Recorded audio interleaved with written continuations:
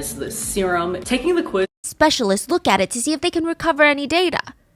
So an IT specialist takes it in, and for his privacy, we will refer to him as Park.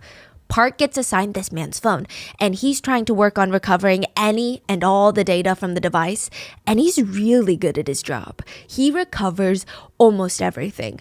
Over 200,000 text messages, group chats. 200,000 text messages? Yeah, 200,000 individual text messages. Wow, okay. Videos, photos, I mean, anything that could be recovered, he's recovered it. But suddenly, the police call the IT guy and tells him, we don't need your services anymore. I mean, you can just stop what you're doing and give the phone back to the man who brought it to you.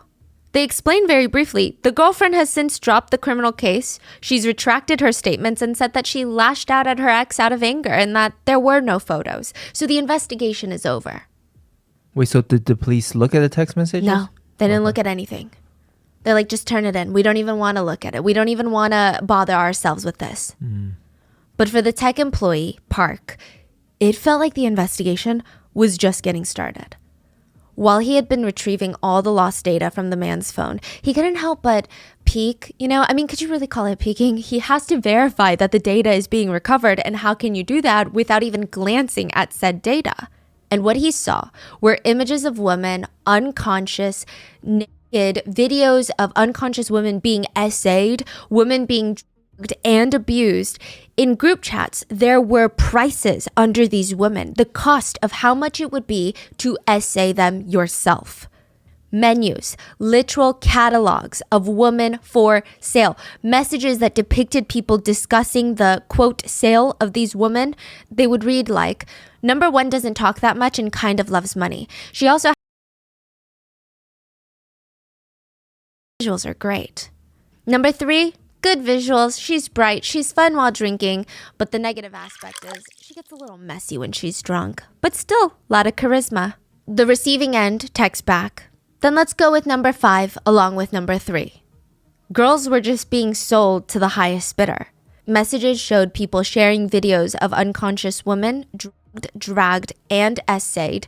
The receiving parties of these messages, they reacted to the videos as if they were watching a funny TikTok, something entertaining, not a literal crime. They would text things like, I fed her sleeping pills and assaulted her in the back, then in the front, then in the back again, and then I finished. People were responding, ha ha ha ha ha. Redacted, insert person's name, ate him. Some other people commented, the mouth on her is great. Another chat log showed a picture of a sleeping woman, and the friends responded, who is it? Her body is so freaking good. Another chat included a video of an unconscious woman being essayed with the text, who wants to watch explicit videos tonight? The friends responded, what's this? Is she unconscious? The sender responds, and if she is, send a video with an alive girl. It's because she's unconscious, I can take these high-quality videos with Flash. Someone else in the group chat responds, you f***ed her, hee hee. In another text they write, she doesn't even remember who she did it with, implying that the drugs they fed the victim altered her memory. But someone else responds into the chat, no, she's just an R word. As Park is reading some of these messages and glimpsing at some of these pictures, he is realizing that there are literal crimes being committed in these group chats. Women are being drugged and essayed. He needs to alert the authorities about it. This feels like a shady crime syndicate out there running some sort of brothel out of their basement. He opens the group chat in full to see what other crimes they had committed, and he was shocked to see that he recognized every single contact name in there. The phone belonged to a famous Korean idol by the name of Chung Chun-young, or JJY. He was the lead of a band called JJY Band. Another idol from FT Island named Choi Jung-hoon, Lee Jung-hyun, lead vocalist and guitarist of CN Blue, and the biggest name of all was Lee Seung-lee from the global group Big Bang. And these messages, they revealed a complex trafficking ring operated by some of the biggest names in the Korean entertainment industry. The chat logs were between some of the most well-known, beloved celebrities in the industry, the wholesome kind of idols, like the ones that girls would look at and show their boyfriends and say, he would never do this. In another group chat, the idols joke about how 5 of them gang essayed a drugged woman the night before a fan sign event. There was another shocking video of a woman being dragged out of a club owned by Lee Seung-lee by her hair by a man who is about to do God knows what to her, and she's trying to desperately get the club employees' attention by smacking down their laptop screens as she's getting dragged out by her hair. Employees don't even look. They act like nothing is happening. The video was spread through the group chat, and so was another one. Well, it's a text message. And this is the reason why the employee of the data forensic company could never go to the police with these messages. A text read, "I saw the messages between the Hyung and the police chief. They found out who snitched." Even high-up police commissioners were exposed to be VIP clients of this trafficking ring. Park had just uncovered a trafficking ring run by celebrities, police officials, and there was nobody that could help him. There was nobody that could save the victims because everyone at the top was dirty. But Park would secretly make a copy of every single text message. And 3 years later, it would be released onto the internet, exposing one of the most shocking Korean cases to date, the Burning Sun case.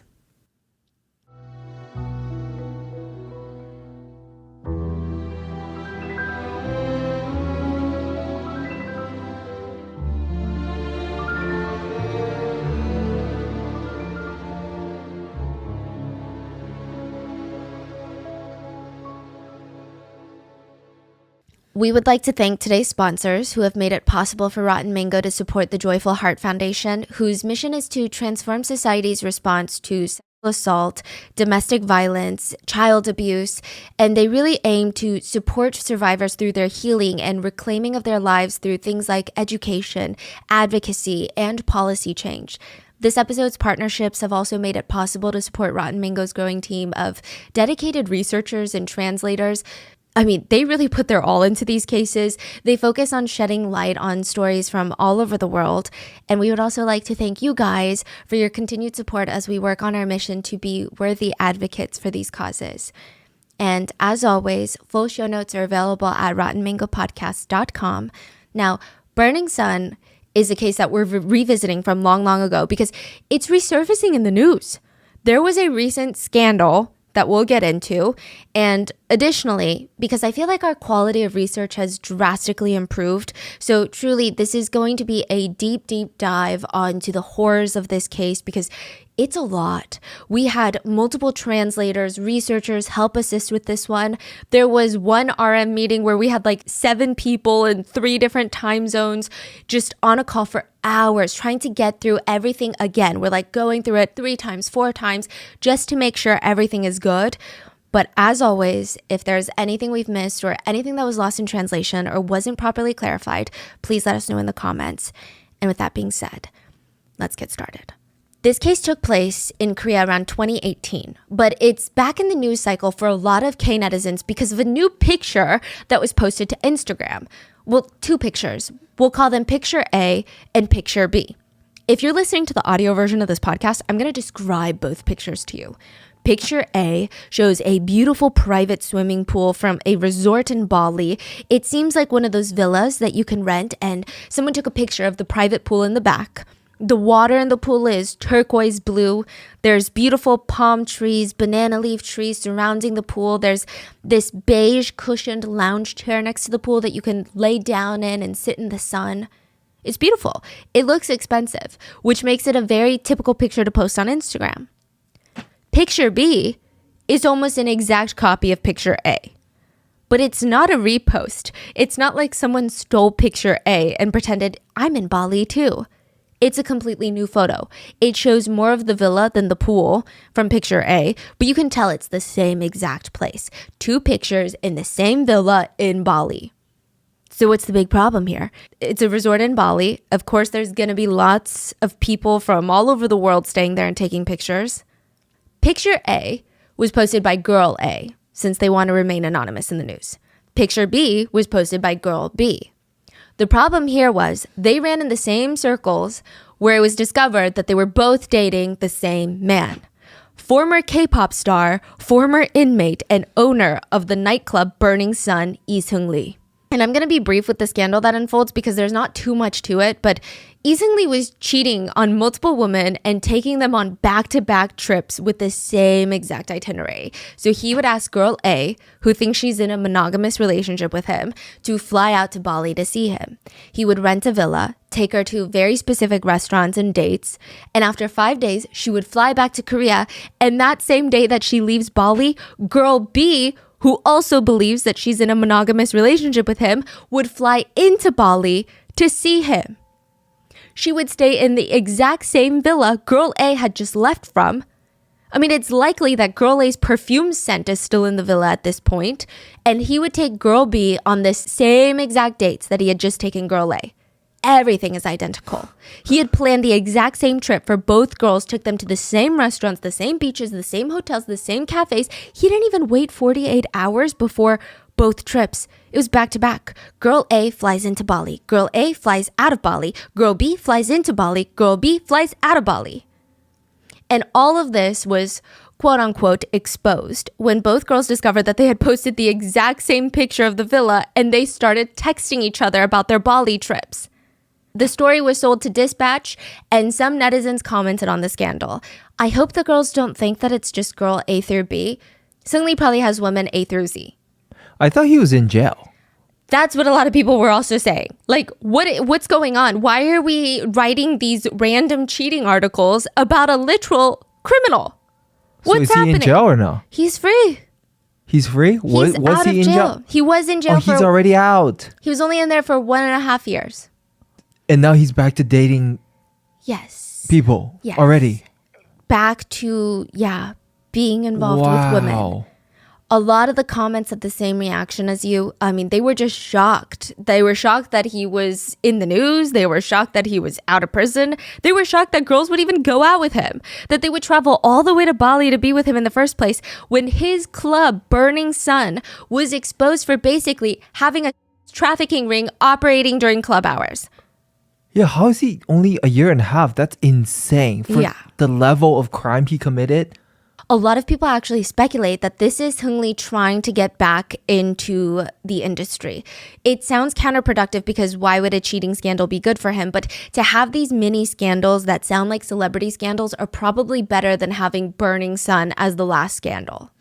And God forbid he's trying to make a comeback. Like, I'm not even sure how that's possible. But just in case that's his end goal, let us all refresh our memories of the case of the Burning Sun, what was later dubbed the VIP company. A young woman named Min Jung woke up in a bed, and her eyes still felt really out of focus. That's how she describes this whole feeling, is her eyes feel out of focus. She tries turning her head to see where she is, and she doesn't recognize the room that she's in. She doesn't even remember how she got into this room to begin with. In fact, she doesn't remember much or really anything at all for the past few hours. She keeps blinking and trying to reach for any memory of even the last hour. There's literally nothing in there. And then a man walks into the room. She remembers him. But before she can act, he's on the bed, holding her down, strangling her. She's kicking, biting him, trying to push him off of her, but he's way too strong. He's simultaneously strangling her with one hand and using the other hand to cover her mouth. He's using his body weight to push down on her body. She felt like she was gonna die. Every time she tried to get up, he pushed her harder down into the bed. Her neck is bent against the headboard at a dangerous, painful angle. And she would later say, I felt like I was gonna die. She could not get this man off of her. He would proceed to rip off her clothes and essay her. Each time he pushed her, she could feel her neck bending more and more against the headboard. She said she felt like her neck was going to snap. After this brutal assault, she grabs the mini trash can by the bed and she throws up everything that she has in her system. The throw up was this dark brown color. It was blood. She said at this point she really felt like she was going to die because earlier the focus had been trying to get him off of her. But now that he's off of her, she doesn't really know what his plans are. Min Jung likely ran through all of the options in her mind. She clearly could not fight him off physically. So she said she got on her knees on the carpeted floor and begged for her life. She was trying to appeal to any sort of humanity or even empathy, if he had any, really. She cried that she just wanted to go home. She would never go to the police about this. Oh my God, she just wanted to see her mom. That's all. She just wanted to see her mom. She finally looks up at the man, this kidnapper, this rapist, and he just starts laughing. He's giggling at her begging for her life. And he responds, "If you take a selfie with me, I'll let you go home." What? What? Like the evidence? He takes out his phone, turns on the front camera, grabs Minjung, and basically forces her to sit on him. "Okay, now smile." Minjung doesn't really know what to make of this. Is he playing a game right now? Like, why would he want to take a picture with her? Was he really going to let her go? She said that she squeezed out a small smile, and the man kept his promise. He threw her clothes at her face and pushed her out of the room. She booked it. She didn't even wait to put on her clothes. She just ran down the hallway of this hotel building, out the main door, into the middle of winter in South Korea, middle of the night, pitch black. It's snowing. She's half barefoot, but she doesn't feel any of that. She's running towards the main road with her shoes and her pants in her hand, and this other hand is stretched out trying to flag down the closest taxi. She wants to get out of here and as far away from that man as possible, because who knows, what if he comes back? What if he changes his mind? Thankfully, a taxi stops and she gets in. Frantically, she gives her address, and when she sees the hotel disappear from sight, the fight or flight that had kicked in, it probably finally calmed down because she looks down and realizes she's still naked from the waist down. And there was a taxi driver looking at her in the rearview mirror. I mean, of course, we don't know why this man was looking at her. It could be that she's naked from the waist down and he's like, why is she naked? We don't know if he had any sinister intentions. I don't think so. But she put her clothes over her lap, trying to draw the least amount of attention on herself from the taxi driver. She tries to take inventory of everything she has. She notices she doesn't have her phone, credit card, or her winter jacket. I mean, it's bad, but what's worse is that she's missing hours in her memory. She has no idea how she got to that hotel with the man that she was there with. After getting home, Minjung gathers herself as best as she can and goes to the police station. She reports the physical and sexual abuse and shows them all of the cuts and bruises on her body.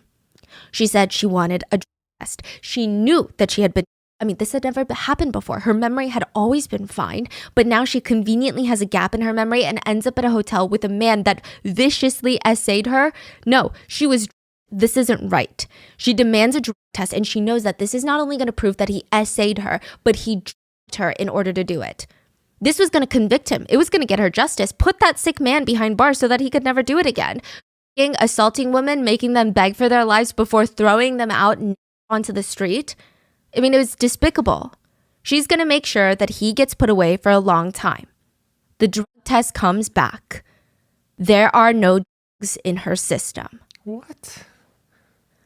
That doesn't make any sense. And I'm sure she could tell that the police were looking at her like she had lost her mind. She said the police started treating her like she was a liar, like she was a criminal, as if she's just making up lies to get back at a man that she slept with. And she's wondering, why would I do that? Women don't get anything good out of being a victim of a crime, especially in a place like South Korea where female victims are constantly shamed. Why would she make up this kind of lie? Because the man is Chavanos Ratakul. Let's call him Chav. He is a wealthy Nepo baby of influential Thai politicians, and he is considered a young businessman. But he's honestly just a Nepo baby. The police were asking Minjung with these very patronizing looks on their faces, as if they had just caught a kid in a lie. So the police knew it was him? Yeah. What? She was like, I know this man. Let me give you the name of this man. I remember this man. They're like, are you sure it was really rape? We heard from witnesses that saw you guys at a club together and said that you guys were very close. And he is from a wealthy family. Are you sure that you weren't just interested in him? And maybe you went back to the hotel with him, did something that you're not very proud of? Minjung felt like the police aren't even doing a thorough investigation. They just saw negative test, rich man being accused of rape. Must be some sort of gold-digging scheme to get money out of the guy. Minjung is like, yeah, no, that doesn't make any sense. Do you have CCTV footage of the hotel reception? Because in the hotel lobby, I can assure you, I did not walk in there willingly. Technically, even if she did willingly walk into the hotel with this man, I don't think that means she wasn't assaulted. I just want to put that disclaimer out there. But she's trying to prove something, anything to the police so that they take her seriously, which, you know, they really should have done in the first place. But regardless, they pull the CCTV footage and Min Jung is floored. It doesn't make any sense. She sees herself walking into the hotel with the man willingly. He's not dragging her. She doesn't even appear to be dragged. She's walking normally, stable. She's walking at a leisurely pace. If anything, she's almost leading the man. She's walking in front of the guy. She's having an animated conversation with him. She's seen on CCTV camera of the hotel lobby smiling at the man. How is this possible? Chav is Thai, but since he's the son of influential politicians, he's a celebrity back at home. The allegations followed him all the way from South Korea to Thailand. He did some news interviews where he completely denied it all. I mean, as expected. But he even reported feeling sad. Yeah, he said, I feel very unlucky to have been swept into a case like this. I'm innocent, and I feel that this is all very unfair. And as a way of proving his innocence, the news channels played the CCTV footage of the two of them walking into the hotel. He said, when I was going into the hotel, she followed me. She was 100% conscious. The CCTV shows it all. I didn't use any force or put her over my shoulder or carry her in. บอกว่ามันไม่ได้มีคดีว่าเราไม่ได้บริสุทธิ์นะแล้วก็เขาก็เตือนว่าคุณเนี่ยต้องระวังเรื่องนี้ Min Jung felt like she was going crazy. She was being framed as this liar, accuser, manipulator, gold digger. I mean, they used a lot of eloquent words in the media news outlets, but they basically said she found out that he was rich, seduced him, took a picture with him because she was having fun, and now she's turned around and cried rape because she wants his money. So the photo was released. Yeah. And that became like something that, oh, wow. Chav is like, look, we had a good time. She's smiling. Does that look like someone who's fearing for her life? Wow. Min Jung knew that she would never in a million years lie about something like this. And you know what? There was something odd about the CCTV footage. Sure, at first it seems like she's happy to be there, but she has zero memory of it. And second of all, it's -8 degrees outside in South Korea. Where is her jacket? She remembers wearing a puffer jacket that night, but she's not wearing it in the hotel footage. So what is she wearing? Like thin, light sweater. Okay, like what you're wearing. Yes. Like that sweater. Okay. It's just very strange. She's an adult. No one just leaves their jacket out of even if you feel hot, you carry your jacket. Yeah. Where is her jacket? It just isn't something that she would do. So she keeps trying to piece together the events of that night, and it feels like there are just holes in her memory, as if someone had taken a scalpel and carved out a section of her memory, clean precision. She does remember, though, hours, long before the hotel, she was getting dressed up to go with her friends to the Burning Sun Club. None of them were really club goers like that, but they just wanted to see what the hype was about, and it really did live up to its reputation. They walk in and the club is packed. Everybody's letting loose, enjoying themselves. It wasn't one of those like stuffy, stuck up environments where everybody is eyeing each other up and down. The music is good. I mean, it's loud, but it's very good. Everybody's dancing. It's a nice break from the work and the school. She remembered it was fun. She remembered her friends had all purchased a table. They sat down and she offers, hey, I'm going to go to the bar and get us all some drinks. At the bar, she felt this gentle tap on her shoulder. Turns around, and it's a man. Now, to give you further context, the Burning Sun is kind of known to be a Wattpad club. Yeah, kind of, right? In the sense that there were some anecdotal reports that women would go to the Burning Sun, run into wealthy, young, attractive foreign businessmen, and start dating them. Which is just like an innocent, cute Wattpad dream. It kind of implied that most men at the Burning Sun are well-connected, high-powered, high-net-worth individuals that are also kind of attractive. So it's likely Min Jung was like, oh my god, this is kind of funny. It's like my own little Wattpad moment, right? The man is tall, handsome, but more importantly, he was a gentleman. He kept a respectful distance, kept his eyes on her face, not her body, didn't even try to touch her waist, touch her arm while he laughs, none of that. No physical contact. He's kind, talkative, respectful in this loud, busy club with people actually dancing on each other, this tall, handsome guy is asking her about her pets and hobbies. He's very nice. She even joined him in his VIP room later to talk about all these mundane things, and it was kind of cute and wholesome. Min-jung's having fun, but at the end of the day, she is still a girl at a club, and that is something that you never really forget. So when he offers her champagne and whiskey, she's like, oh, I don't really drink champagne, but I'll take some whiskey. She takes 3 shots of whiskey that night. I'm not a big drinker, so to me, I have no idea how much that is, but apparently it's not much at all, especially if you know your limits, which Min-jung did. She knew that 3 shots of whiskey would not even make her tipsy. Maybe on an empty stomach, but she ate dinner before she came. I mean, it was nothing. And she didn't even take the shots back to back. She's not slamming it down. She's careful. She spaces them out, drinking water in between. She even told the guy straight up, hey, I'm not really fond of being drunk, so I'm just going to take it easy tonight. He was so nice about it. He kept pouring her glasses of water and sliding it in front of her. Here, drink the water since you don't want to get drunk. It helps.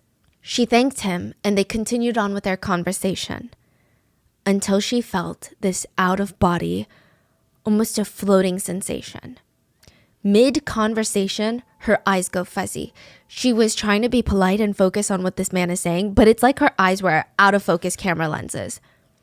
She tries wiping her eyes discreetly, blinking, but even her brain starts to feel fuzzy. It feels like she had been drinking heavily all night long, but that doesn't make any sense because she had been so careful not to get drunk. She had even been taking just glasses of water in between her shots of whiskey. She tries to rub her eyes again, but she said that her hands were not coming up to her face now. She tries to move, even just one finger. Nothing's moving. It was kind of like sleep paralysis where you can't even move, though you try really, really hard. And even with something like sleep paralysis, there's this strong level of panic associated with that feeling of not having control over your body. But imagine that experience at a club with a bunch of strangers. I'm sure it's a different level of confusion, stress, anxiety, panic.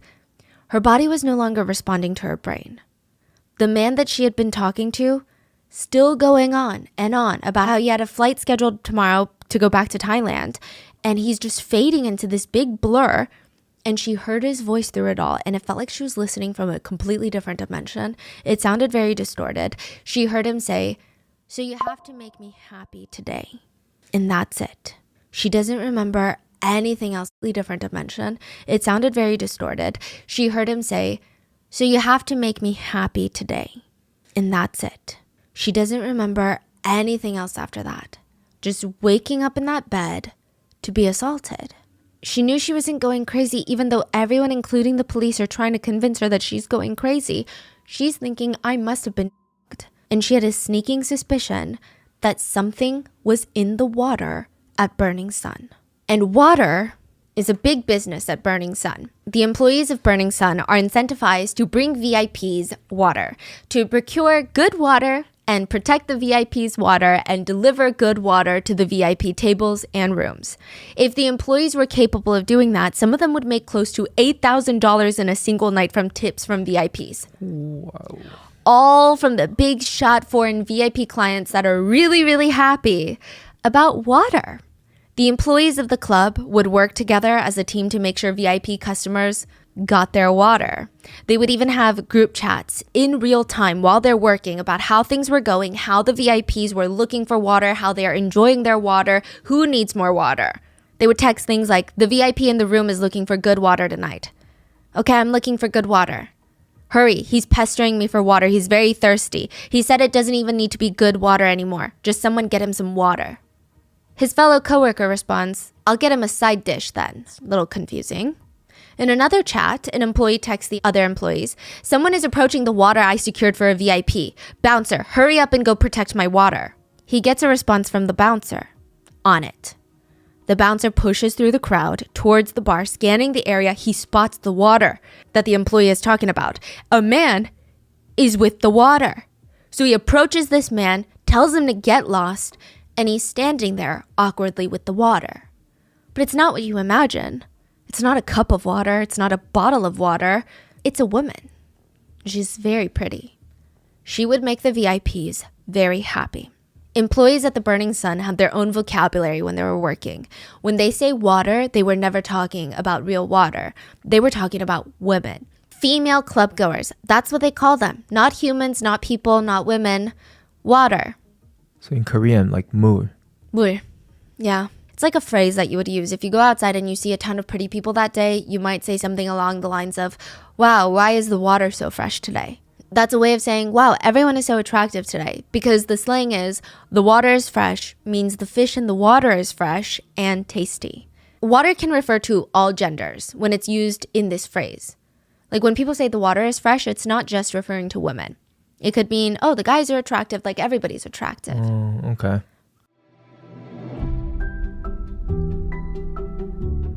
I sometimes am lurking in my Instagram comments and I see that a lot of you guys have businesses, and I always try to support where I can, which, side note about it, you guys are very talented. And most business owners that I personally know use Shopify. Shopify is the global commerce platform that helps you sell at every stage of your business, from the launching your online shop stage to the first real life store, first real life pop-up stage, even all the way to did we just hit 1 million orders stage? Shopify is there to help you grow. Whether you guys are selling scented soaps or offering outdoor outfits, Shopify helps you sell everywhere, from their all-in-one e-commerce platform to their in-person POS system. Wherever and whatever you're selling, Shopify's got you covered. Shopify can even help you turn browsers into buyers with the internet's best converting checkout, which is 36% better on average compared to other leading commerce platforms. And Shopify even has Shopify Magic, your AI-powered all-star. It can whip up captivating content, blog posts, product descriptions. It can even generate instant FAQ sections.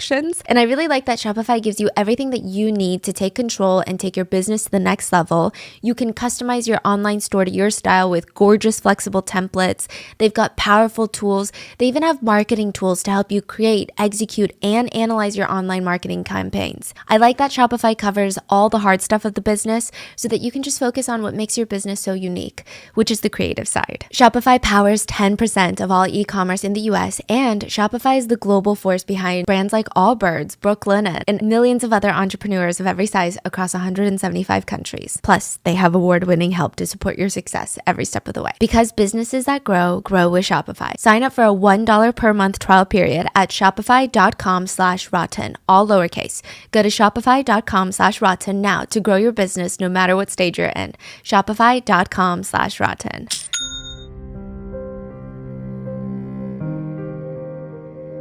But at the Burning Sun, water refers to women.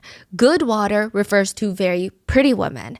And averagely okay women are just side dishes. They are not the main course.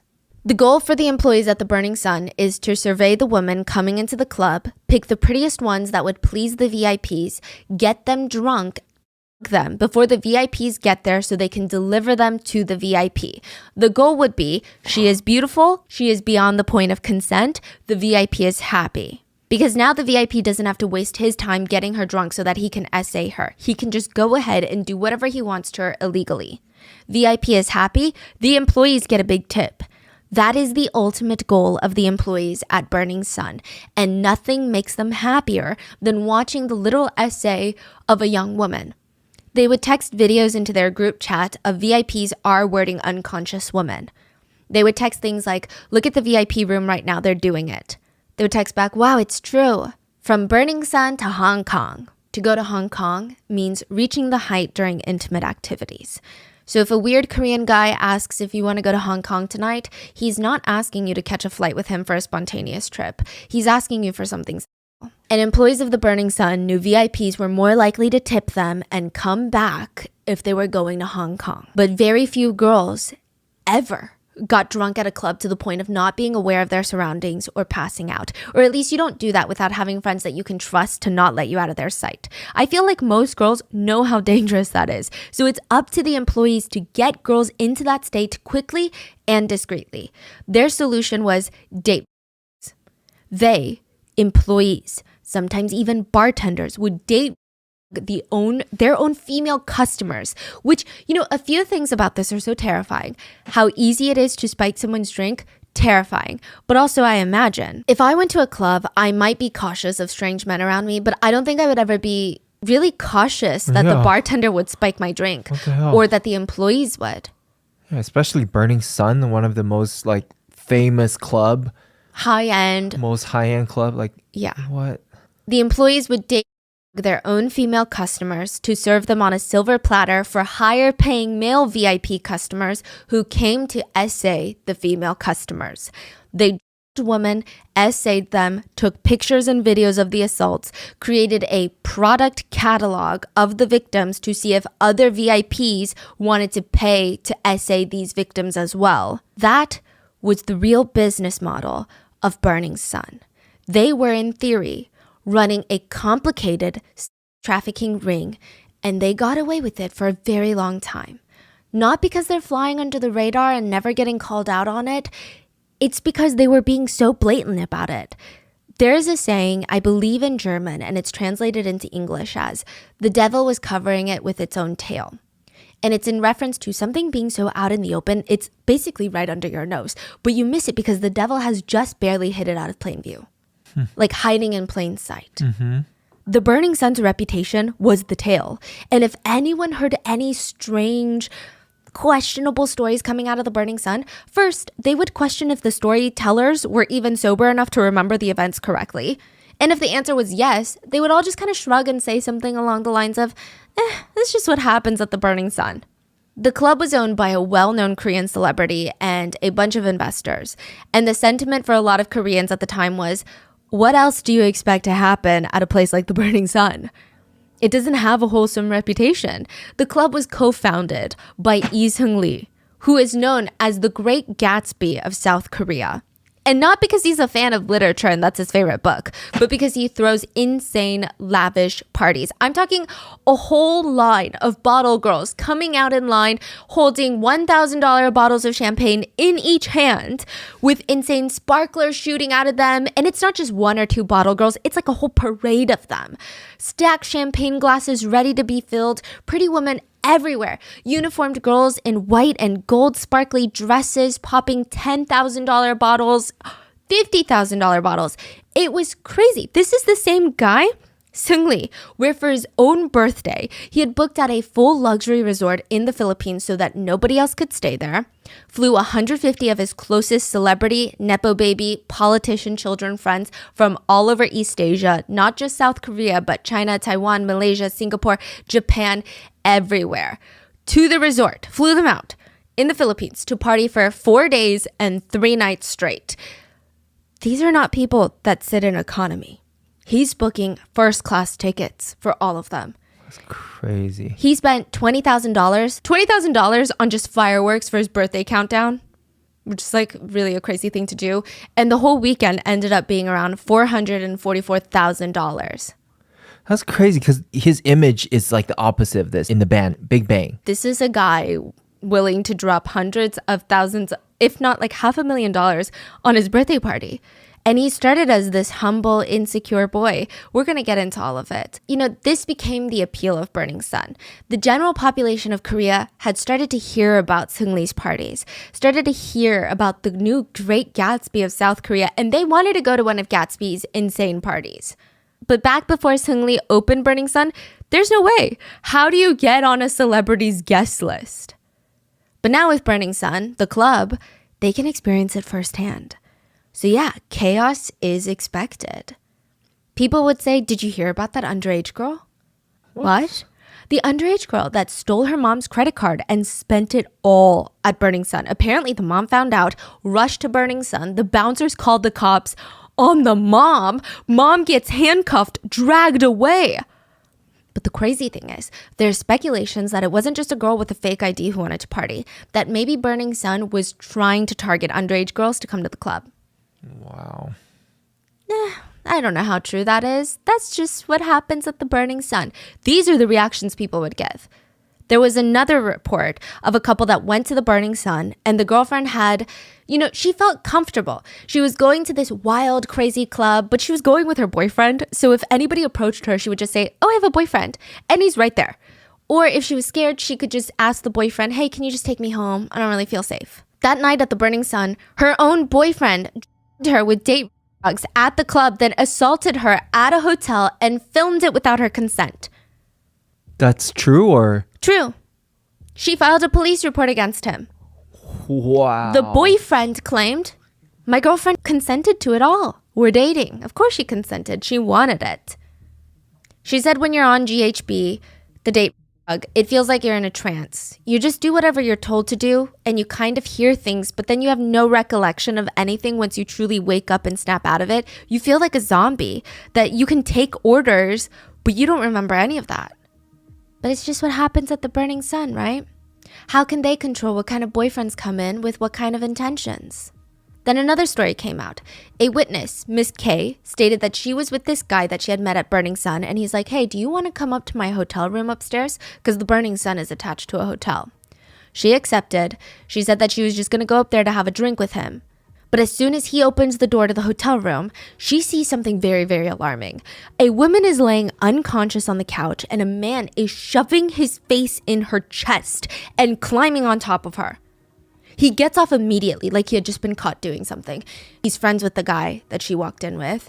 So I guess they're sharing this room or something. And he just starts laughing, and he's like, oh yeah, like, this is my girlfriend and she's super drunk right now. But that's not what it felt like. The girl didn't just look super drunk, and something about the whole vibe, it didn't seem like his girlfriend either. She called the police, but they responded super nonchalantly about it, saying, well, technically no crime really happened, did it? So once again, some people, including the police, were just saying, it's just what happens at the Burning Sun. Another story was of a girl named Sarah. Well, let's call her Sarah. Sarah said that she didn't really know too much about the Burning Sun, other than the fact that her friends would go to the club and come back with these crazy stories of how they felt so extroverted and crazy, and it was a blast and how fun it was. And she's thinking, wow, this is insane. My friends are normally insane introverts that hate leaving the house, and this club is bringing them out of their shells. Naturally, she's curious. She gets connected to a friend of a friend named Anna, who said that she had been a big party goer, and they formed this friendship. Anna offers to take Sarah to the Burning Sun since she had been there before. And Sarah has no clue that Anna didn't just go to the Burning Sun a few times. Anna worked at the Burning Sun as a runner.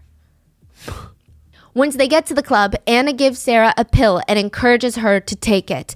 It was ketamine, which is known to sedate, incapacitate, and cause short-term memory loss in people. It can also be used as a date drug, which an employee of a business befriending a young woman, lying about her affiliation with said business, and supplying the young girl with drugs at said business, that sounds like it's been ripped out of some sort of trafficking handbook. But again, people were like, we don't really know the relationship between Sarah and Anna. And let's say an employee did that. She could have just been a weird employee that does drugs. It's not representative of the club. And it's just what happens at the Burning Sun. There were other rumors that Burning Sun employees had undercover doctors to be around just in case a VIP or someone in the club overdosed on drugs, so that these doctors would be available to try and resuscitate so that no one would get busted for drugs. This is a very speculative rumor, so take it with a grain of salt. But later, with everything that comes out, it's not completely unbelievable. All in all these people that were coming out with their stories of the Burning Sun, they're getting brushed off. So of course, if the police, if their closest friends and family don't really take them seriously, why would they go to a bigger audience and tell the world, hey, something weird is happening at the Burning Sun? It almost became normalized for alarming stories to come out, and people would just laugh it off and say, Burning Sun is crazy. So let's talk about the business model of the club. The Burning Sun Club was attached to an upscale hotel. It's called Hotel Le Meridia. I'm trying to pronounce it in the French way. And both club and hotel are going to be linked in a really dark way later. Burning Sun's business model was that once those club doors open and patrons start flowing in, two separate business operations are going to be running at the same time. The legal operation and the underground VIP operation. The legal operation runs like most popular high-end nightclubs. Weekends, there are lines wrapped around the building. Every young adult wants to party at this exclusive nightclub. It became a lifestyle brand. Even if you weren't necessarily having fun at the Burning Sun, just by taking a picture and tagging it on your Instagram story meant that you were someone. Not everyone could get in, and that's why everyone wanted to get in. Of course, like other clubs, guys had to pay a cover fee to get in. But if you were a tall, attractive, young woman, you would get in for free. Side note, I'm not a club goer, so this doesn't really impact me either way. And I'm not saying that women shouldn't get into clubs for free. I think women should be allowed into a lot of places for free, like the boardrooms. But we are a capitalistic society, and at the risk of sounding dramatic, if you are not the one paying, you are the product. A bunch of guys wanted to go to the club because they knew Burning Sun had high standards for women. So only the prettiest girls got in for free. A bunch of girls wanted to go to the club because they knew that in order for guys to enter, not only did they have to pay a cover fee, but Burning Sun also attracted a certain kind of man. And usually, if you saw a guy at a VIP table at the Burning Sun, that meant that he did very well for himself. And then, of course, there were just the people that were curious about what the hell was going on inside. So they're like, let me just go once. So within the first few weeks of opening, Burning Sun made around $1.4 million. Wow. After 6 months of being in business, their earnings doubled. And that's just the legal side of their business. I would imagine they're bringing in a lot more money with their underground business.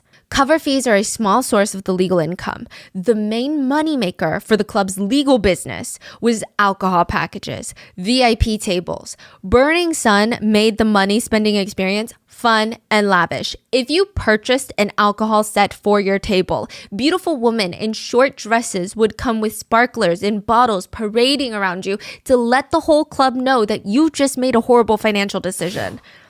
They had 5 main sets. The Heaven set, which included 5 bottles of champagne for $10,000.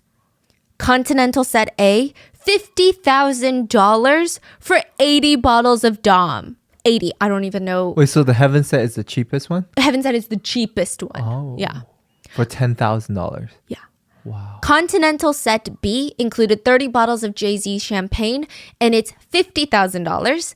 Continental set C, 40 bottles of a different high-end champagne, $50,000. And lastly, the most expensive set was called the Mansour set. Apparently, it was named after the vice president of the UAE, who is known in Korea as a world-class rich person. That's what they call him, literally, a world-class rich person. His net worth is $30 billion. So yeah, I would say so. He is a world-class rich person. He's part of the royal family. Oh, yes. I see. Yeah. The set comprised of 22 bottles, and it was priced at $100,000. It's alleged that Seungri made up the Mansour set for fun, thinking nobody's going to spend $100,000. But people did. There was one Taiwanese businesswoman that would come in and blow $200,000 in one night. A businesswoman? Well, some sources report she's a businesswoman. I would say most sources report her to be the housewife of a businessman. Yes. Okay. She would later become an investor in the club and Seungri's bottomless purse. Side note about her, I don't know if she saw the future of the business, that's why she invested and spent so much time at the club, or if she just had a love for Big Bang. I kind of get the feeling that she's just obsessed with Big Bang. She would bring her luxury designer bags to be signed by Big Bang members. It just seemed like she was a super rich fan. So we went over the legal alcohol menu for club goers. But in order to experience the full menu of the Burning Sun, you have to be a consistent VIP. This is going to open you up to a whole new world. When a VIP walks in through the door, first of all, they get a separate entrance. And if you spend around $10,000 a night, you get 2 guards to accompany you. And they are also kind of like your butlers. The employees in the club know when a VIP walks in, and they all cater to that person all night long, making sure that everything that they could possibly want under the sun, they've got it. VIPs want to do drugs, even though it's highly, highly illegal in South Korea, no problem. There's a VIP bathroom at the Burning Sun where allegedly could be taken orally, but also through the vein if that's what the VIP clients wanted. Full service. Side note, a lot of these employees would spend their time working as merchandisers. This is a very important position at the Burning Sun. So most merchandisers, at like most establishments, they need to keep inventory of the alcohol, make sure the bartenders are giving top shelf alcohol for someone that orders it and keeping the house vodka to the house vodka orders. But there's another side of merchandisers working at the Burning Sun. And we're mainly going to be talking about them moving forward when I talk about merchandisers. They are there to provide all other products, quote, products, for the VIPs. The regular merchandisers take care of the alcohol, the food, the napkins, the crystal glasses for the whiskey. The VIP merchandisers are almost like personal shoppers, personal concierges, butlers for the night. And they usually try to plan ahead for the VIPs' needs over the weekend. On Thursday, every merchandiser from the Burning Sun sends out text messages. The regular merchandisers will send out the weekend specials to the regular clients about imported champagne that they just received that's on special, or a new claw-footed bathtub filled with ice and champagne, or a new party theme with cover